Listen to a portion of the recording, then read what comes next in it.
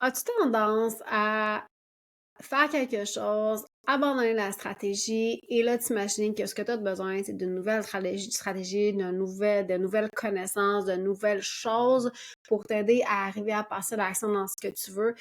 Aujourd'hui, en fait, moi, j'ai envie de te dire, en fait, c'est pas de ça que tu as besoin. Tu pas besoin d'une nouvelle stratégie, tu pas besoin d'une nouvelle série de cours, tu pas besoin de rien de tout ça. C'est pas ça qui te manque. Puis aujourd'hui, c'est de ça que j'ai envie de discuter avec toi. Bienvenue dans le podcast Ambitieusement TDAH. Je m'appelle Amélie Léveillé, je suis coach TDAH et experte un peu à comprendre comment fonctionne ton cerveau. Puis aujourd'hui, en fait, j'ai envie de te parler de quelque chose qui me touche moi-même aussi personnellement. Le problème avec le fait qu'on passe notre temps à s'imaginer que ce qu'on a de besoin, c'est d'une nouvelle stratégie, d'un nouveau cours, de nouvelles connaissances. Et je te garantis qu'en fait, le problème est probablement pas là. La réalité, c'est qu'on est dans un monde où l'accès à l'information est infini. Tu peux trouver des stratégies en quantité industrielle sur n'importe quelle plateforme de réseaux sociaux, même dans mes podcasts, j'en donne souvent des stratégies, des trucs que j'ai développés avec le temps. Mais en fait, le problème, il est pas là. Le problème avec le TDAH, c'est qu'on n'arrive pas à maintenir ces stratégies-là sur le long terme. On n'arrive pas à les faire sur le long terme. Et l'affaire, c'est que inévitablement, tu vas finir par abandonner ou mettre de côté cette stratégie-là. Et ce qui est important à développer quand tu as un TDAH, c'est pas des nouvelles stratégies, c'est ta capacité à revenir à ces stratégies-là quand elles vont inévitablement prendre le bord. Parce que la réalité, elle est la vérité, en fait, c'est celle-là. C'est sûr que ça va finir par pas fonctionner quelque chose. Pas parce que ça fonctionne pas comme stratégie, mais parce que tu vas tout simplement arrêter de l'utiliser. C'est comme à chaque fois que tu t'achètes une formation, un accompagnement, peu importe le prix que tu vas mettre, je te jure que réussir à le faire n'a rien à voir avec ta volonté de le faire ou avec l'investissement que tu vas y faire. Ça, c'est un truc de marketing que je te dis, ça n'a rien à voir. Tu peux mettre 10 000 20 000 peu importe le montant que tu vas mettre sur quelque chose. Le problème, il est généralement pas là. Le problème, c'est qu'on n'est pas vraiment réaliste dans notre capacité à implanter les choses. On n'est pas réaliste non plus dans notre capacité à maintenir notre intérêt pour quelque chose. Ce que ça fait, c'est qu'on développe énormément de stress, d'auto-bashing, d'auto-culpabilité à ne pas être capable de maintenir ces choses-là dans le temps. Et au lieu de passer à l'action, là, tu te mets à sentir coupable, honteux, honteuse. J'en ai une formation présentement que je suis en train de terminer, que je suis en train de faire. En fait, je suis à 46%, je pense, de la formation. C'est une formation que j'ai achetée, je crois, il y a 2 ans au moins. Et dans la réalité, c'est une formation qui prend à peu près approximativement probablement 6 mois à compléter si tu fais 1 heure par jour. La réalité, c'est que 2 ans plus tard, elle est à 46% complétée. OK? Donc, ce que ça veut dire, c'est que pourtant, c'est une formation qui est super intéressante pour moi, qui est super importante et super intéressante. C'est une formation sur comment améliorer ta capacité à mieux gérer ton stress, comment améliorer ta capacité à améliorer ton sommeil, comment améliorer ta... En fait, ils appellent ça, eux autres, leur concept, c'est le Deep Health, donc le concept d'avoir une santé qui est vraiment attaché à plus que juste la nutrition et l'activité physique. C'est quelque chose que je trouve super intéressant parce que je pense que les TDAH, c'est quelque chose avec lequel on a de la difficulté. Donc, j'ai un intérêt pour ça. Je suis quelqu'un qui aime beaucoup apprendre. Je regarde mes forces que j'utilise quand j'ai fait mes tests au niveau du VIA Character Strength ou du Gallup. Une de mes forces premières, c'est l'apprentissage. J'adore apprendre. Ça fait partie des choses que j'ai le plus, qui est un moteur pour moi de passage à l'action. Mais la réalité, c'est que une grosse différence entre mes centres d'intérêt et le passage à l'action. Cette formation-là se fait en ligne, sur un ordinateur, où j'ai de la difficulté à aller. Je suis pas bonne pour lire sur un ordinateur, donc c'est plus facile pour moi de lire sur papier que dans un ordinateur. Donc, j'ai déjà un obstacle par rapport à ça. Deuxièmement, je passe déjà une bonne partie de ma journée devant un ordinateur quand je travaille. J'ai pas envie de faire ça le soir quand je veux faire ma formation. J'oublie la plupart du temps. Sinon, l'ordinateur, aussi simple là, comme obstacle que mon laptop, parce que je l'ai fait sur mon ordinateur portable, mon laptop n'est pas sur le même étage que moi, parce que j'habite dans une maison à étage, donc nous avons 3 niveaux de maison, le sous-sol, le rez-de-chaussée et le deuxième étage. Et souvent, en soirée, on s'en va au sol parce que c'est là où il y a la télévision, pardon, je m'en fâche dans mes mots ce matin. Et si l'ordinateur n'est pas disponible à cet endroit-là, il y a des chances que juste ça soit suffisant pour créer assez de friction pour faire en sorte que j'ai de la difficulté à monter les escaliers et réussir à aller chercher mon ordinateur, revenir. Donc ça va me demander beaucoup d'efforts et aussi mon cerveau va avoir tendance à penser que demain, ça va plus me tenter qu'aujourd'hui. Donc je me fais croire qu'aujourd'hui, je peux me donner le droit de ne pas faire la formation et comme ça, c'est cool. Une quantité phénoménale de jours avant que j'ouvre mon ordinateur. Et quand je finis par ouvrir mon ordinateur, comme il y a des examens à dans chacun des chapitres, bien évidemment, j'oublie l'information que j'ai apprise parce que c'est quand même une question assez précise et ça fait que j'arrive à mes examens et le dernier examen que j'ai fait, j'ai eu 6 sur 10. Oui, j'ai passé, mais pour moi, c'est vraiment frustrant d'avoir ce chiffre-là. Donc, ça me met dans une situation où j'accumule énormément de frustration par rapport à cette formation-là. Et plus le temps avance, plus je me sens mal de ne pas l'avoir complété, plus je me tape sur la tête, plus je me sens coupable. Et c'est un beau petit cercle vicieux dans lequel je suis certaine que tu as toi aussi tendance à t'embarquer. Donc, ça peut être par rapport, c'est pas nécessairement par rapport à des formations, ça peut être par rapport à des projets. J'ai en ce moment choisi de changer la couleur dans mon salon. J'ai fait une couche de peinture dans l'espoir que j'en avais pas besoin d'une deuxième. Et là, j'ai besoin d'une deuxième couche. C'est désorganisé. Tout ce qui est accroché sur mes murs sont répartis dans la maison. C'est super désagréable. Et pourtant, je n'arrive pas à activer ma motivation de passer à l'action. Puis la réalité, c'est que je sais que le temps file parce que le pinceau, en fait, excuse-moi, et le rouleau on finit par s'assécher, puis éventuellement, je vais pas pouvoir le faire. Tu sais, dans le fond, je vais devoir changer de matériel, puis je me sens coupable par rapport à ça. Fait que dans le fond, quand je te dis ça, c'est que tu sais, tu peux pas me dire, ben peut-être qu'est-ce que tu devrais faire, Amélie, c'est une formation sur comment mieux peinturer tes murs. Mais dans la réalité, ce que j'ai besoin de faire, c'est pas d'apprendre à mieux peinturer ou ce que j'ai besoin de faire, c'est pas tant nécessairement de la formation en elle-même, c'est vraiment bien le passage à l'action. Puis le problème avec la réalité dans laquelle on vit, on est submergé de quelqu'un qui te dit que lui, il a la bonne solution pour toi, puis que lui, il sait comment tu es supposé d'atteindre des objectifs.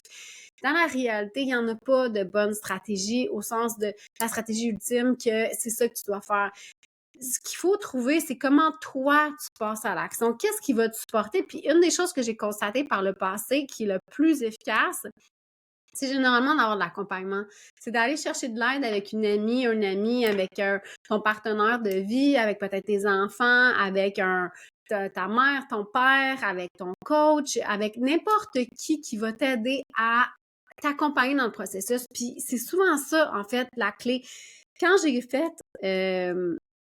mon bac en kinésiologie, donc dans la science de l'activité physique, tu sais pas ce que c'est? Et surtout pas mal si tu sais pas, hein, parce qu'à chaque fois que je dis que j'ai fait un bac en kinésiologie, tout le monde fait comme un bac en quoi?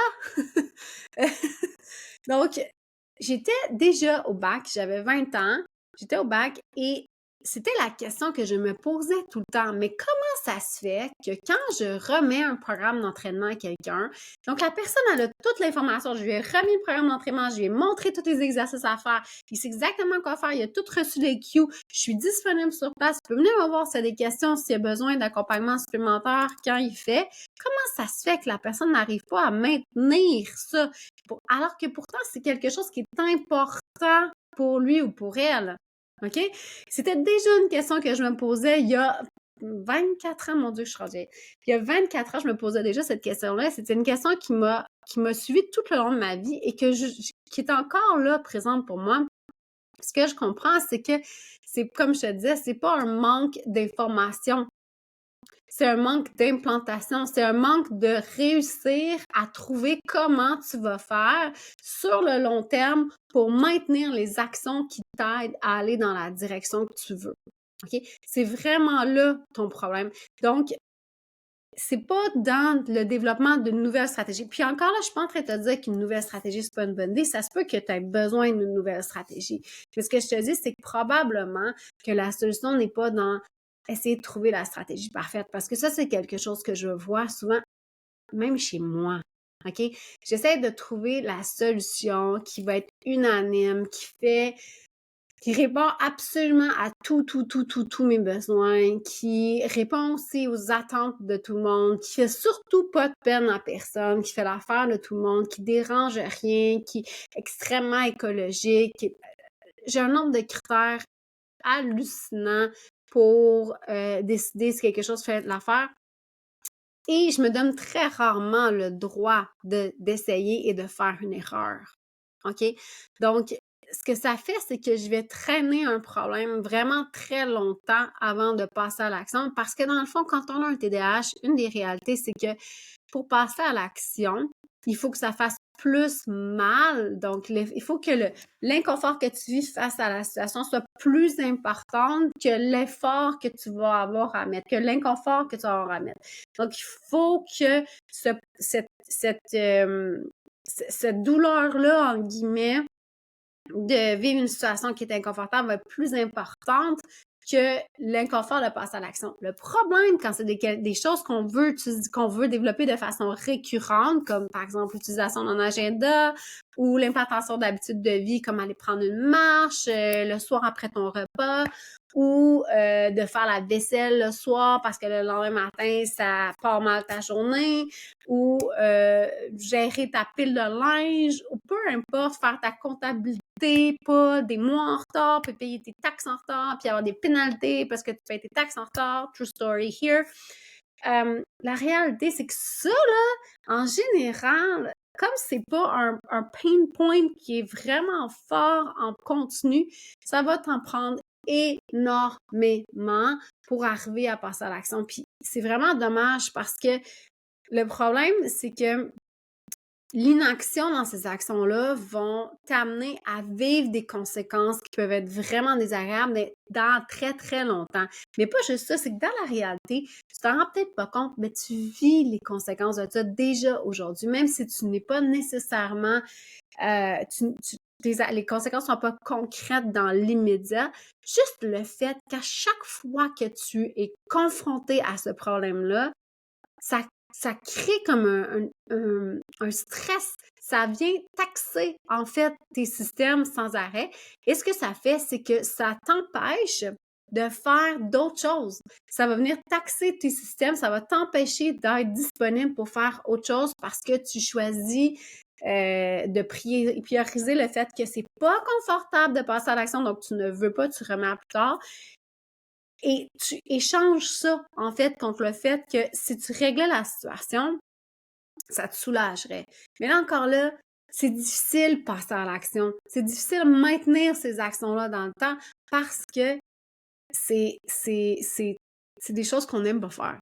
Développer des routines, c'est difficile. Maintenir une stratégie, c'est difficile. Tu vas inévitablement arriver à un moment où, au début, c'est super excitant d'implanter une nouvelle stratégie. Tu vas aller sur TikTok puis développer. Tu sais, ça m'arrive assez régulièrement de recevoir des vidéos, peu importe la plateforme, puis de me faire dire ah, regarde, Amélie, check, c'est bon, puis tout ça. Oui, c'est vrai que c'est bon. Mais la réalité, c'est que ça va durer une semaine, 2 semaines, 3 semaines, puis assez rapidement, tu vas te désintéresser de quelque chose et ça va finir par. Tu vas te faire croire que ce que tu as besoin, c'est d'une nouvelle stratégie, puis que c'était pas encore suffisamment, entre guillemets, parfait ou adapté à toi pour réussir à passer à l'action. Puis, tant que tu es dans ce mensonge-là, en fait, tant que tu n'acceptes pas de regarder les choses différemment puis de te dire, attends un petit peu, probablement que mon problème, c'est que soit que mes attentes par rapport aux résultats sont trop élevées, donc il faut que je baisse mes attentes, soit qu'il faut que je trouve d'autres façons de passer à l'action. Mais la réalité, c'est que tant que tu changes pas ta façon de voir la situation puis que tu t'accroches au fait que ce que tu veux, c'est être super motivé puis super excité à l'idée de passer à l'action, ça ne fonctionnera pas. Donc, ce qu'on veut faire, c'est trouver des façons de faire en sorte que le passage à l'action se fasse le moins difficilement possible, avec le moins de friction possible. Ce qu'on veut, c'est que tu obtiennes des résultats Donc, d'accumuler des exemples concrets de quelque chose qui te fait du bien, OK? Puis qui te prouve que ça vaut la peine de mettre ces stratégies-là en place. Donc, c'est vraiment important de te ramener à l'idée que le but, là, ici, là, c'est pas de t'acheter une nouvelle formation. Là, on s'approche de Noël, on s'approche de janvier, si t'écoutes ça quand je relâche le podcast. On va s'en aller vers une période de l'année où énormément de gens vont vouloir te vendre énormément de choses en te faisant croire que cette nouvelle chose-là va changer ta vie. Puis moi, ce que je te dis, c'est possible. C'est possible. Ça se peut que la nouvelle chose va changer ta vie. Mais en même temps, c'est aussi très, très, très possible que cette nouvelle chose-là tombe dans la catégorie du « je ne l'ai pas maintenu », dont les bonnes vieilles blagues, des résolutions de l'année. Tu sais, quand je travaillais dans les gyms, on avait une augmentation de fréquentation au mois de janvier qui était hallucinante. Puis à partir de la 3e semaine de janvier, là, on s'entend, là, on n'est même pas rendu en février, à partir de la 3e semaine de janvier, on voyait déjà une baisse énorme de la fréquentation. Donc les gens étaient abonnés, continuaient à payer, mais ils venaient plus au gym. Parce que le problème, c'était pas ça. Le problème, c'est qu'on les avait pas outillés pour dire, OK, mais quand ça va finir par être plate, parce que ça va finir par être plate, de quoi tu as besoin pour passer à l'action? Dans mon cas à moi, j'en ai déjà parlé dans plusieurs des podcasts. Dans mon cas à moi, en fait, j'ai beau être kinésiologue, donc j'ai beau être experte dans le domaine de l'activité physique, j'ai beau être coach TDAH, la réalité, c'est que je déteste programmer moi-même mes entraînements. J'ai vraiment, vraiment ça. Puis pour avoir essayé aussi des programmes d'entraînement que, tu sais, c'était un PDF qu'on m'envoyait avec mes choses à faire, j'ai énormément de misère à gérer le fait de devoir retourner dans la feuille, puis gérer mon temps, puis tout le kit, puis ça fonctionne pas pour moi, c'est extrêmement difficile. Mais en même temps, j'ai pas envie d'aller dans des cours de groupe avec des horaires qui me demandent de sortir de la maison, qui va prendre, au lieu de prendre 1 heure de mon temps, ça va me prendre presque 2 heures parce qu'il y a un déplacement associé à ça. Ça me tente pas non plus. Donc, dans mon cas à moi, j'ai trouvé une application, puis si tu te poses la question, l'application s'appelle Ladder, Ladder, c'est uniquement en anglais par exemple pour l'instant. Et dans le fond, c'est quelqu'un qui fait la programmation pour moi. Je mets la musique que je veux parce que pour moi, mettre de la musique, c'est extrêmement important. Puis il faut que la musique, je la trouve bonne. Donc, si les vidéos ont de la musique, mais que je la trouve pas bonne, ça fonctionne pas pour moi. Je peux contrôler, tu sais, dépendant de l'entraîneur que je choisis, ça me permet de contrôler la durée, ça me permet de m'adapter. Puis la réalité, c'est que ce matin, j'ai été extrêmement fière de moi parce que j'ai réussi à atteindre 52 semaines d'assiduité de 3 entraînements par semaine dans les 52 dernières semaines, malgré le fait que cet automne, si c'est pas la première fois que tu m'écoutes, mais si c'est la première fois que tu l'écoutes, je vais te le partager. En fait, cet automne, j'ai vécu probablement l'automne un des automnes les plus difficiles pour moi depuis très, très longtemps. J'ai été très, très malade. Je suis en train de commencer à aller un peu mieux. Je n'ai pas encore de réponse claire sur ce que j'ai vécu. Ça s'enligne vers une problématique de type auto-immunitaire, maladie inflammatoire. Donc, j'ai vécu un automne extrêmement difficile, extrêmement douloureux. C'est très, très, très mal. J'ai encore des blessures qui sont traitées en physio. Et en fait, j'ai réussi à maintenir mon engagement dans mon entraînement parce que mon application me permettait de faire que 3 entraînements par semaine. Donc, j'étais pas obligée de maintenir un nombre élevé d'entraînements. Mais aussi, à l'intérieur même de l'application, il y a des entraînements de type récupération où je pouvais faire de l'automassage ou faire des étirements qui étaient comptabilisés comme des entraînements. Puis ça m'a permis d'adapter mon entraînement à ma réalité. Ça m'a permis aussi de changer d'entraîneur pour aller vers un entraîneur qui était moins qui blessait moins mes articulations parce que j'ai des problèmes au niveau des articulations, puis d'adapter davantage mon entraînement, faire en sorte que j'étais capable de maintenir cette activité physique-là parce que c'est extrêmement important pour moi en termes de, ça fait partie de qui je suis, mais ça fait aussi, c'est très, très, très important pour moi au niveau de ma santé mentale. J'ai besoin de bouger pour me sentir bien et ce que j'ai réalisé, en fait, au travers de tout ça, c'est que la clé est dans notre capacité d'adaptation. Donc, au lieu de remettre en question complètement une stratégie, de mettre la stratégie à la poubelle en te disant, encore une fois, c'est une stratégie qui ne fonctionne pas, les bonnes questions à te demander vont être plutôt, mais de quoi j'ai besoin pour m'aider à passer à l'action? De quoi j'ai besoin pour faire en sorte qu'elle soit plus adaptée à moi. Puis ça se peut que ça soit autre chose, comme moi, quand je te dis que je préfère avoir un programme d'entraînement dans une application que je suis que de m'acheter un entraînement sur Internet qui va m'envoyer un PDF. C'est peut-être que ça fonctionne pour toi, pour moi, ça fonctionne pas. Puis c'est pour ça que je considère qu'il n'y a pas de bonne façon de faire les choses. C'est la même chose avec la gestion de ton agenda ou de ton temps. La question est de te demander, mais de quoi as-tu besoin pour que ça fonctionne? Puis quand ça fonctionne plus, quand c'est difficile, comment on va faire pour t'aider à maintenir cette action-là dans le temps? Puis la réalité, c'est qu'il va falloir accepter une variabilité dans l'implantation de ta stratégie, une variabilité dans le maintien des actions que tu vas faire. Puis ce qu'on veut, c'est essayer de trouver de quoi tu as besoin au minimum pour réussir à continuer à avoir le sentiment d'avancer dans la direction que tu veux et non pas de juste maintenir un idéal ou un niveau que tu considères qui est le niveau adéquat qui va faire en sorte que tu vas inévitablement finir par abandonner la stratégie ou par abandonner le plan de match. Donc, je sais que c'est un sujet en fait, c'est un sujet qui revient souvent dans le podcast parce que, en fait, je pense qu'on peut pas vraiment s'en sortir.